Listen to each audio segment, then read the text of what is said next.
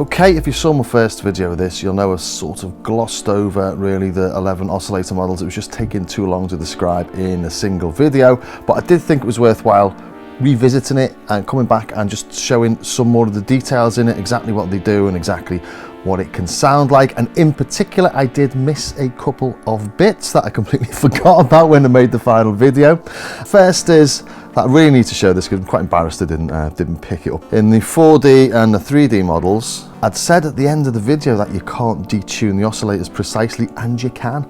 If we go back into the 4D model, I'll just press that and there we go, fine tune of each of the oscillators. So let's just change that. Bring in oscillator 2, so give that a sawtooth. So now we've got detuned sawtooths. Bring in oscillator 3.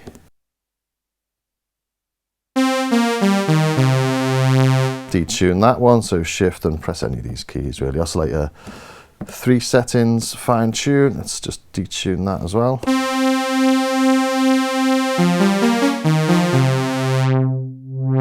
So there you go, that's sort of Moog style, 3 oscillators detuned, and of course on this we can have a 4th as well. So we come into 4, let's put a 4th wave in, turn it up, shift, and oscillator 4, and we'll go, I think we'll put that an octave lower, shall we?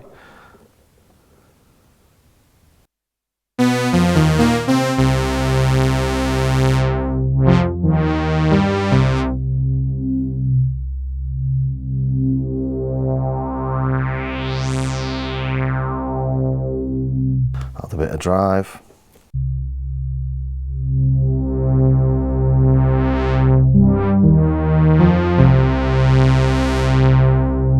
Also in this, there's loads of other little bits and bobs. Pulse width, and we can do the pulse width of any of the oscillator shapes. So this is a sawtooth, remember? Let's just turn the cutoff up and let's listen to oscillator 1.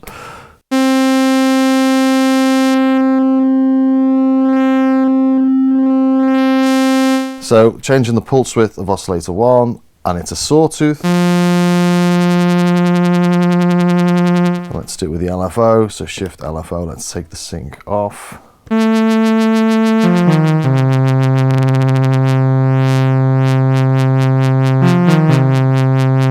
Go back into the oscillator.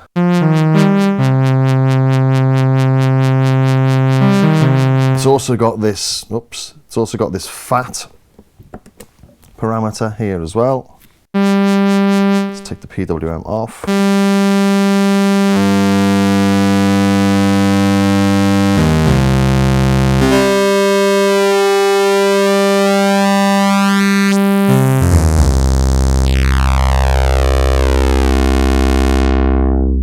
So you can get some really nice, juicy sounding tones from this. A bit of resonance, a bit of envelope.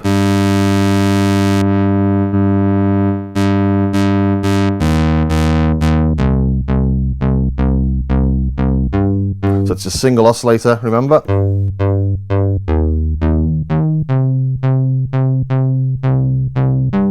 It's like adding a sub, isn't it?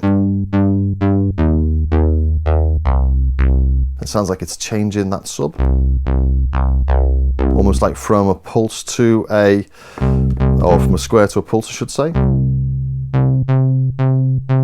But I should really read the manual. But this is all about letting you hear what it does.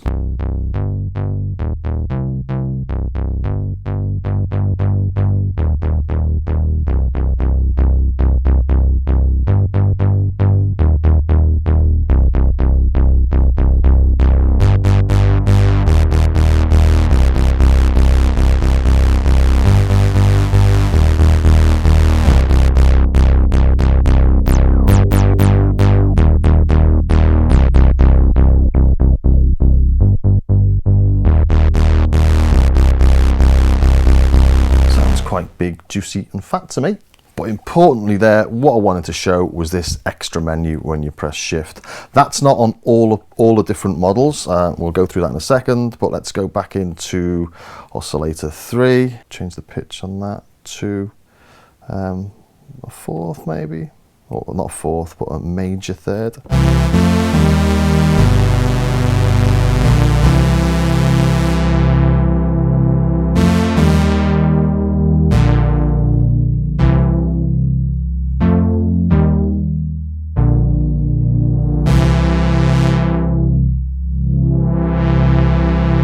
Change the waveform from this page as well.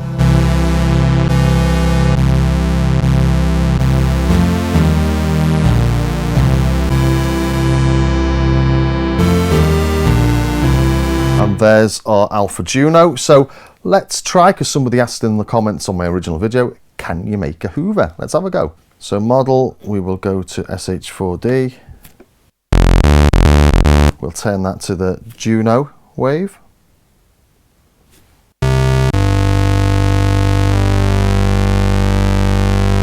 PWM. Shift, I'll go to the LFO. Let's take the rate sync off. Not bad already.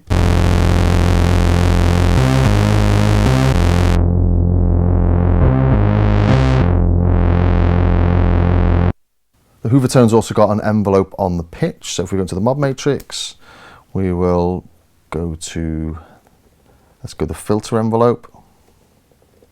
Filter envelope, there we go. Put that onto the pitch. Oscillator 1 pitch will do. Just got the one on anyway.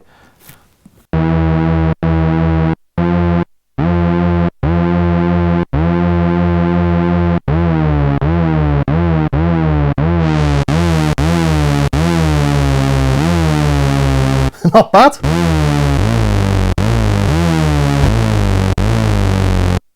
Then you've got the chorus on there normally on the Juno as well. So we go into the tone, effect. Let's go up to the category, find the choruses. So we want one with a pretty fast chorus, don't we?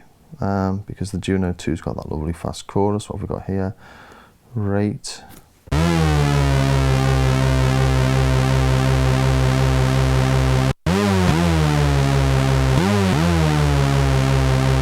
Not bad.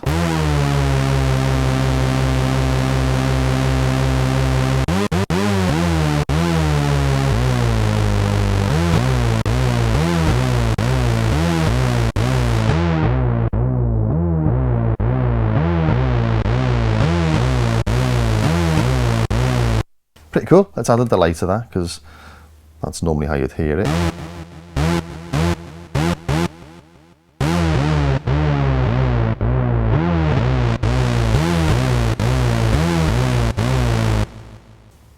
Yeah, so yeah, it can do a pretty decent emulation of a Hoover. Also, if we just change this to a pulse, or a, it should still sound like a Juno, because it does work on the pulse on the Juno.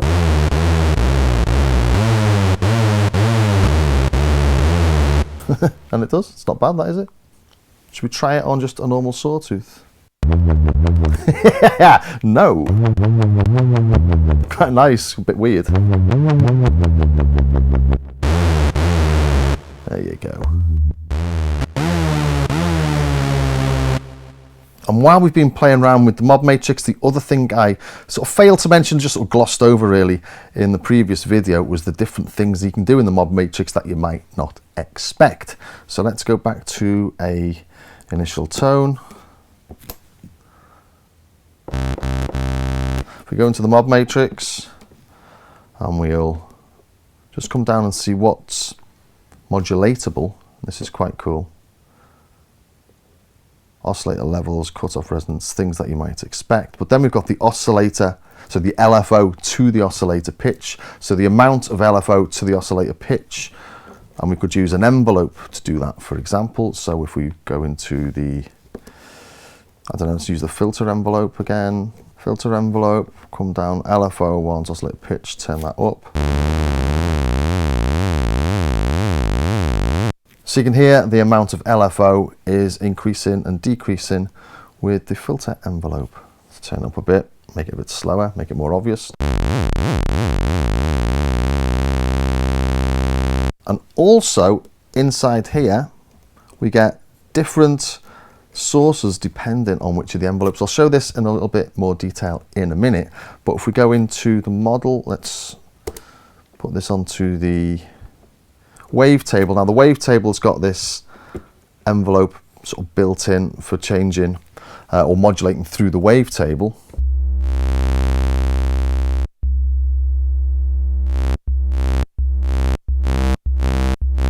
If we go into the mod matrix now, we can see we've got different sources. We've also got here this PENV, that's the wavetable envelope, that's this envelope here. So now this envelope here is modulating back into the matrix the LFO to pitch.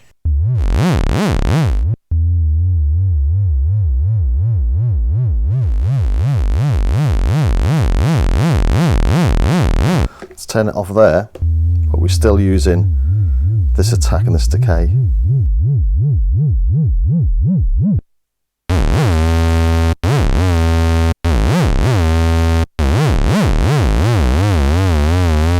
So even though the zero depth of this envelope for the wavetable wave, it's still working in the mod matrix.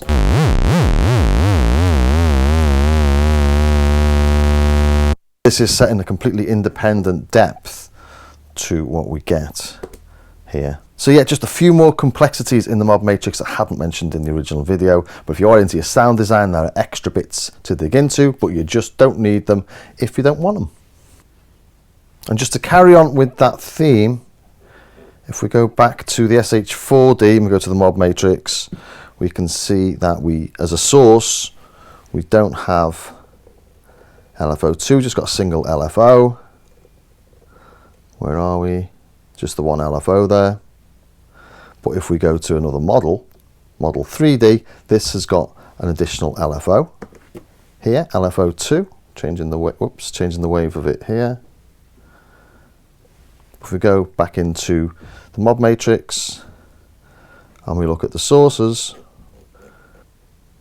we can see we've got LFO2 as a new mod matrix source, so that can go to anywhere, not just to the waves in this. Okay, let's move over to the 3D then. The 3D is basically exactly the same as the 4D, except we've got the additional LFO that we've just seen and we lose an oscillator. Next up, we've got sync. Single oscillator, then we bring in, or we change the pitch of the oscillator you're synced to with this slider here. And to automate that, we've got a little envelope. So envelope amount is slider 4, slider 2 and 3, the attack and decay. And that just means we're not using the cutoff or the amp envelopes.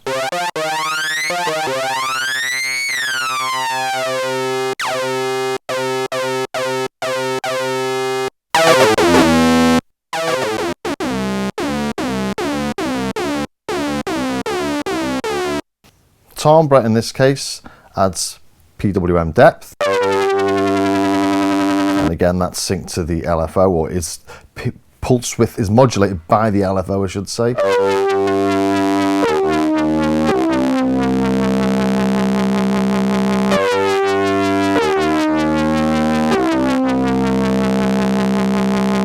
And if we go into the mod matrix here, do we have an additional envelope? I don't think we do with this one, to be honest. Let's take a look.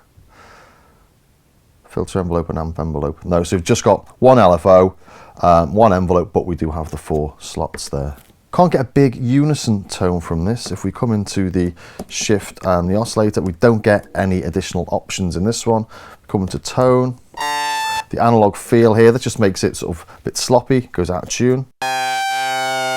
Quite a lot. That's one broken old synth in it.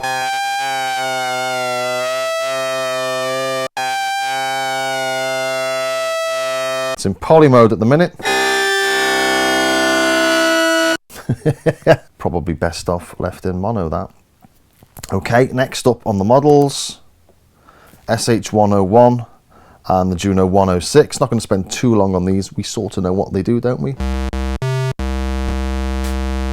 So you've got the 4 sliders like you have on the 101. That's the pulse, saw, sub, and noise. Then these two buttons here, I showed this on the original video, but just in case you've not seen it, let's turn everything down, just have the pulse. Change the pulse width.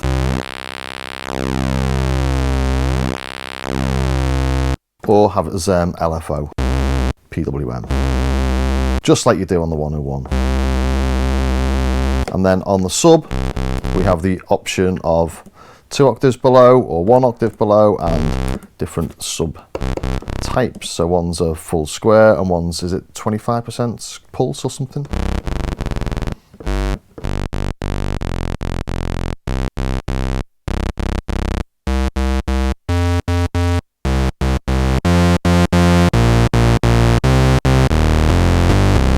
And lots of people have asked, does it change the filter? I thought I'd made it clear, but no, it doesn't. It's not an emulation of a 101, but what it does is it gives you a nice feel for the way they made tones on a 101, so you can do those style tones. It's similar, it's not bad. I did the little demo showing it versus the 101. But this isn't a 101 filter. It does have a really Roland-y style sound to it though, I think.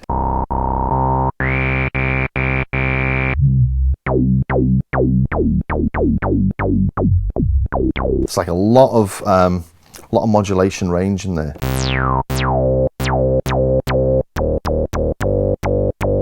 Which is where a lot of things fall down actually. Don't have the same modulation range, so you can't get that punch from those basses. Just have it as a single sawtooth so you can sort of hear what's going on better.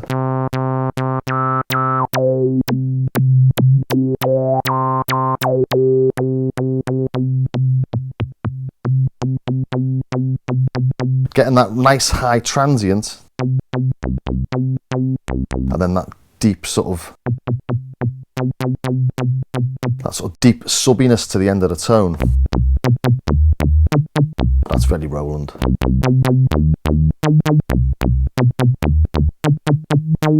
But I'm not going to do a comparison with it with the 101 because I'll just get torn apart for it not being the same, because it's not the same, but you get the feel. You know, from my perspective, that's great. It's what you do on a 101.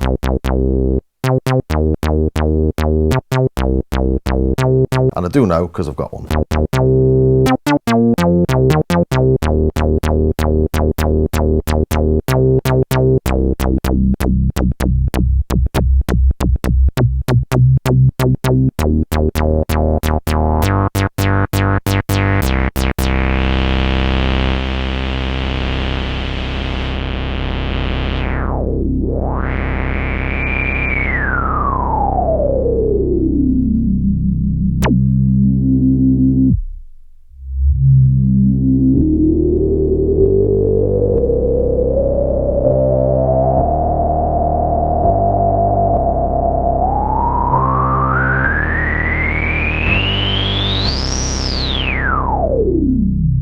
And because someone had asked, yes, you can play chords.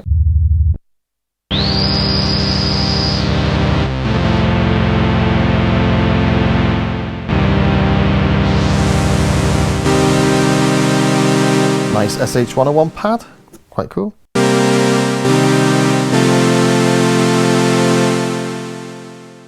think we've covered that one then. Moving over to the 106, and just like the SH-101, this emulates the 106. But doesn't emulate the filter. So the two buttons here emulate or replicate, I should say, what the 106 buttons do. One turns the pulse on and off, and one turns the sawtooth on and off. So nothing, pulse. PWM is from the slider, or turn the slider off to have it manually adjusted by the timbre knob.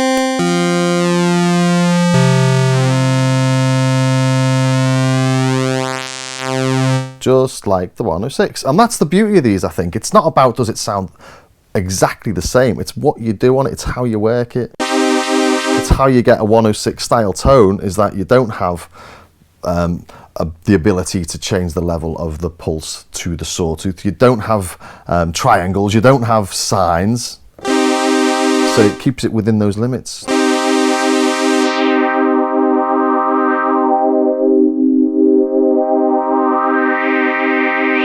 One thing you really do notice though is how much smoother the cutoff knob is. On this we've got 1024 positions, whereas the 106 only has 128. So that extra bit makes a big difference. 8 times the difference, is it? But that to me sounds very 106-ish. Let's turn the LFO rate sync off. It's on when you initialize a patch, and I normally turn it off and then I start making a track and then put it back on again. It's quite handy to have it on.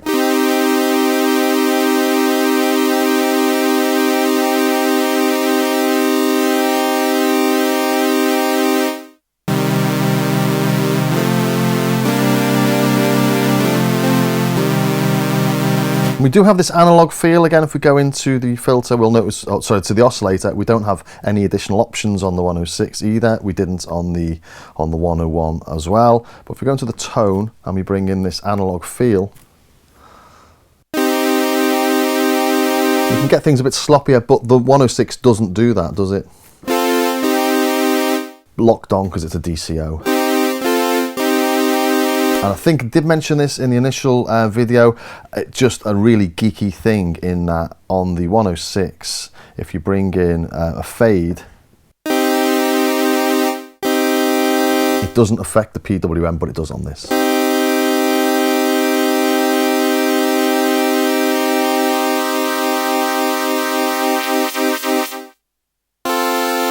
can hear there's a fade on this, obviously. But on the real 106, the delay on the LFO affects everything else except for the PWM.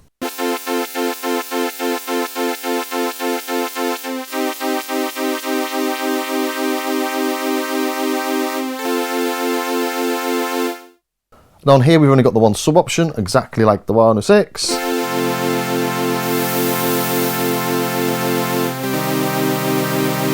But you know, that sounds like a 106. And if you do want that sort of definite 106 thing, go into the tone effect, and we'll go up to the category, and we'll get that category to chorus, and we've got the emulations of the 106 or the Juno choruses. There we are. So we've got JX 3P1 and 2, or JX 8P as well. I think they're the 3P. So 1, 2. A bit faster. We've got 1 and 2 here that you get on. You don't get that on the 106, or mine doesn't do it, but you can get it on the 6 and the 60.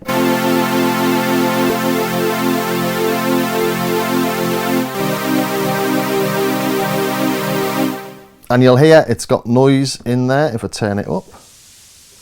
And actually, if I've got my Juno on, it's about this much.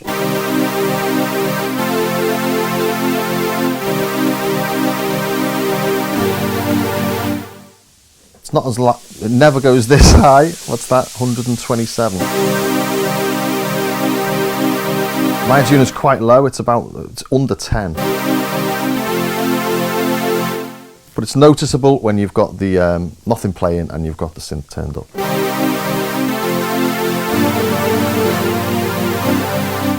Nice bit of rubbish playing.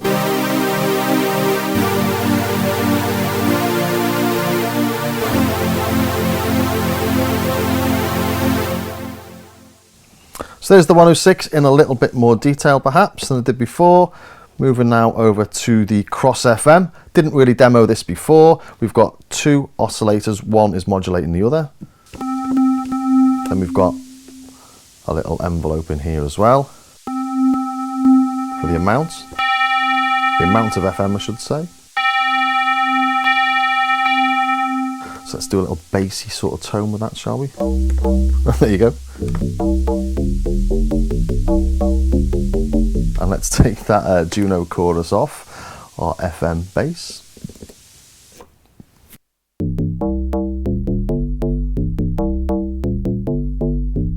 Quite cool. Then we can change the ratio amounts. Let's make it a little bit more belly. But we can also change the wave shapes. So it gets a lot dirtier when you're using a square.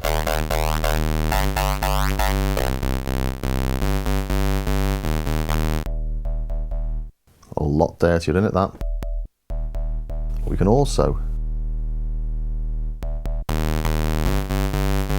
if we go into here, we've now got pulse width and PWM depth of those wave shapes. So another little menu item that I sort of glossed over or didn't mention in the previous video.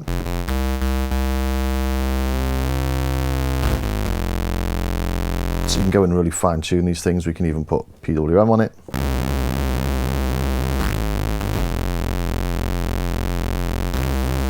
Go back into the oscillator itself.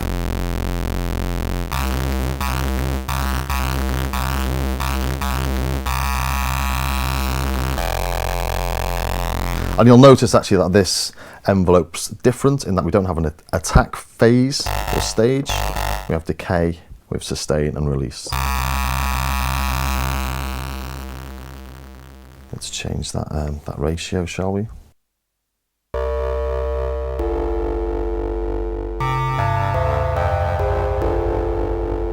Change that to a square.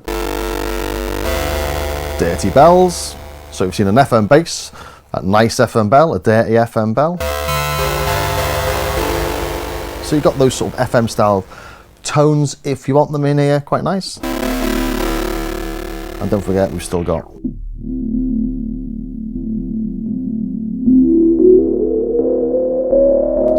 RM filter.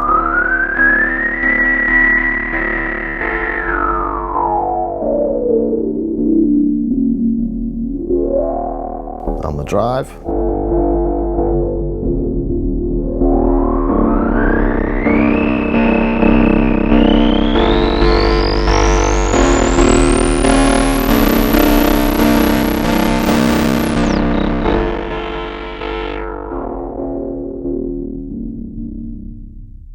And inside this we've also got the fat parameter as well. Let's turn the PWM and the pulse width amount off.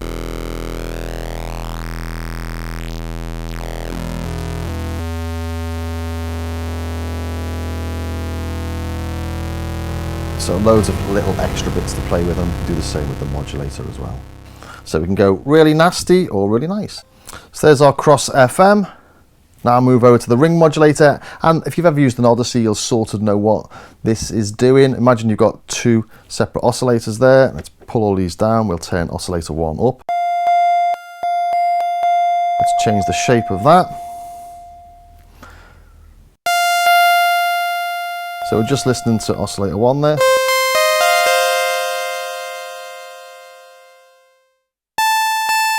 You can hear oscillator 2 ringing a bit there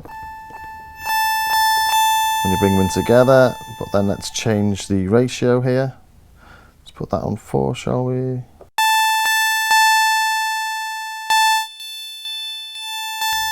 fact, let's turn that into a sawtooth as well, just so we can hear it.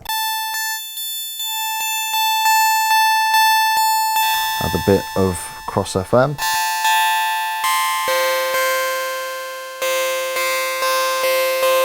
And we can also change the shape of the oscillators as well. Turn the FM down. Let's change the shape.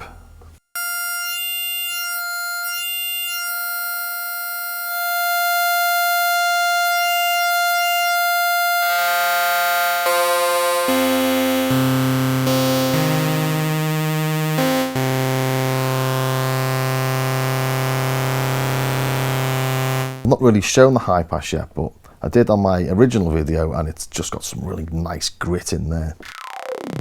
Oh.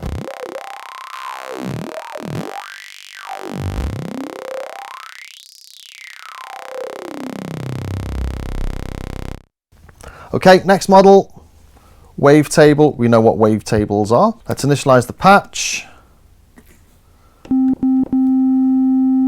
Got the wavetable itself. We can see them changing the name there. Source sync, morph mode. It's got 31 of them. Change the position in the wavetable.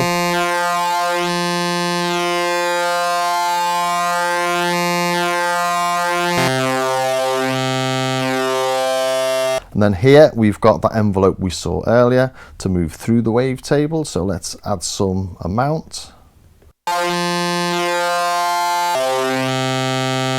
If we press shift, we can see nothing happening. These aren't lit.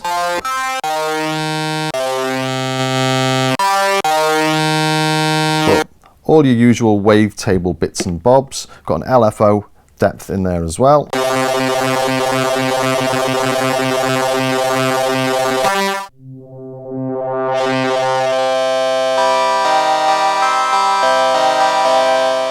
You've only got one oscillator in there. It's not like a microwave where you've got the two oscillators, but gives you access to some of those PPG style microwave tones. Let's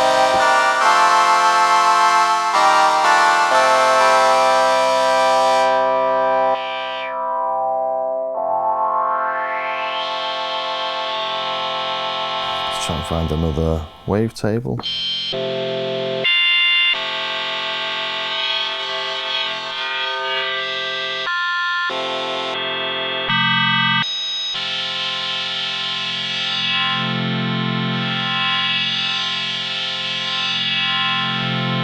And as we saw earlier, we do end up with, in the matrix, an additional source. Where is it?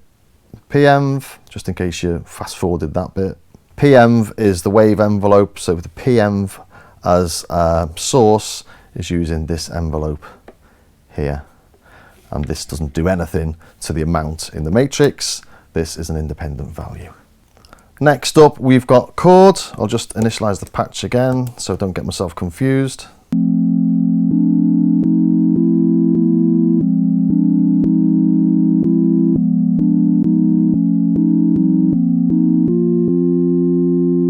So 10 different chords, then we can adjust. Let's put it on a major 7th because they're quite nice.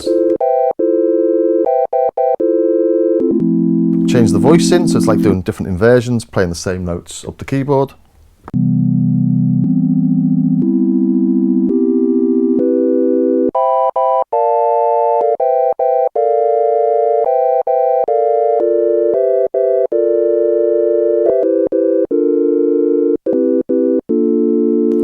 And then we can change the tone of that.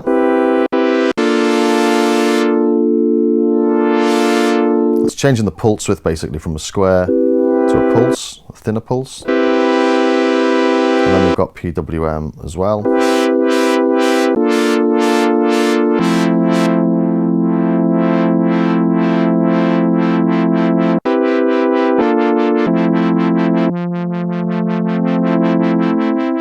And this balance moves through the different notes. Let's turn PWM off. Central position, they're all the same volume. All the way to the lowest. And the lowest is changing as we change the inversions, as is the highest.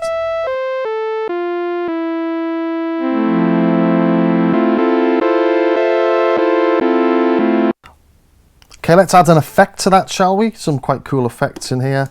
Let's put a filter on maybe. And let's put a step filter on there.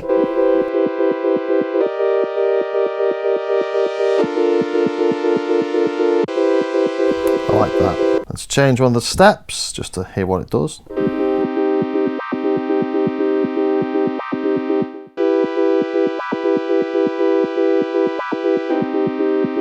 So on high pass, change that.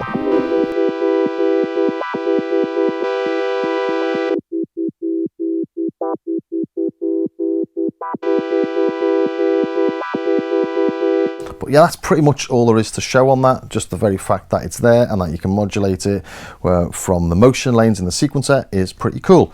So next up, drawing mode. Various things you can do with this, but we basically split it into 4 different sections with the 4 sliders. Or we can go in to each of the individual, there's 32 different points in here. We can run through each of the points and we can draw up and down. Spend as long as you like doing that.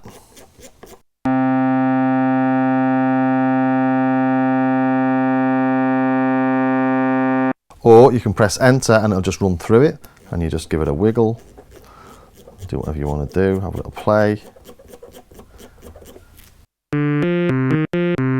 And other thing you can do is press the button and the slider, and then you get basically a slope between the points.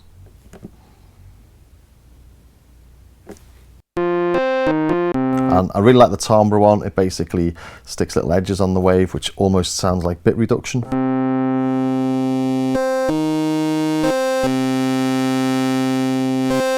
In fact, if we initialize that back to a sine, you can really hear it.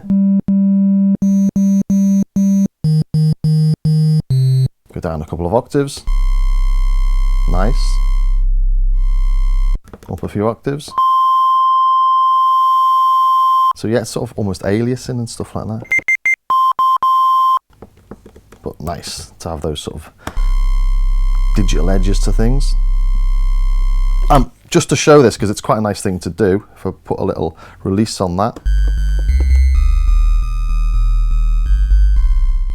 Sine wave is what you have in the really bassy end of an 808. So you can sort of do a 808 style thing. Like an 808 sub under your bass line or under your kick. Let's turn that little edge off, add a bit of drive.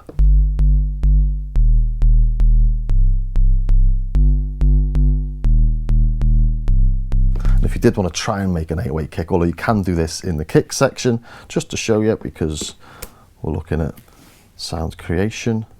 Let's make the filter envelope the source, filter envelope. And then let's make the pitch. Let's modulate the pitch of the oscillator. Notice there's only one pitch there because we've only got one oscillator. We don't have, as in others, we have access to the pitch of 1, pitch of 2, pitch of 3, for example.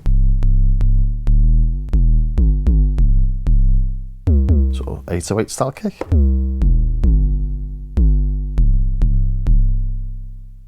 But that's just something I've been doing with it. Plenty of other bits and bobs in there, obviously.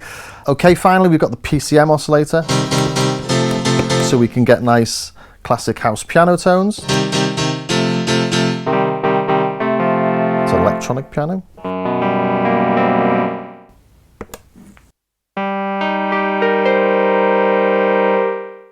But everything in here is really aimed towards keyboards and synths rather than orchestral samples that you do get in other PCM packs. We've got no oboes, we've got no flutes, we've got no clarinets. I'll run through them just quickly so you can hear what we've got in here, but it's stuff that you'd use in electronic music to create electronic style tones, or dancey tones I suppose, or I don't know, EDM tones.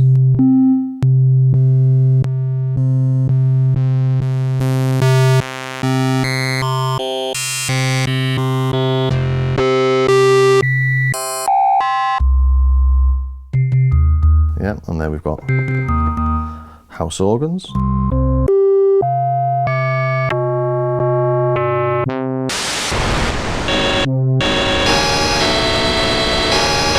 That's interesting.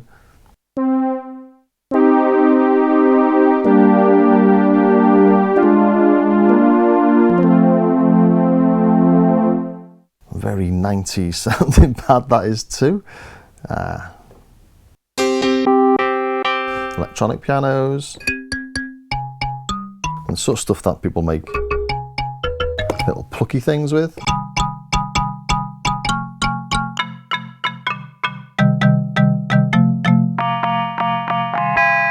And that's them. Press shift and in there we've got fine tune, and we can change the colour of the LEDs. But we could play a chord with them. So in there we've got to turn them all up. So let's go to number 2, let's change the pitch of that one. Go to number 3, change the pitch of that. And number 4, stick it an octave higher.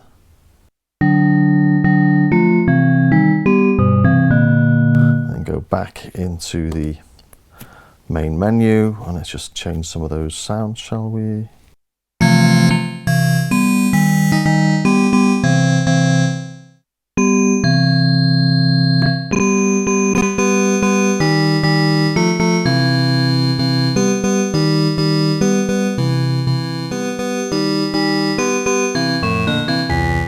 That's PCM synthesis for you. It's quite a basic setup, but does give access to lots of different tones and those almost more like sampley tones that you might want to use that you don't get from any of the other engines. So I think I've covered all the basics of it there. Again, gone a little bit deeper than I did with the original video. I hope it now gives you more of a flavour of what you can do with it without getting your hands on one. Reading the manual, it's quite difficult to understand exactly what's going on. So hopefully I've made things a little clearer for you there. If there's anything else you want to know, do let me know. Maybe leave some questions in the comments and I will see what I can do to answer them. In the meantime, thanks for watching, subscribe, share, ring the bell, and join me on Patreon, all that sort of stuff. And I will see you next time.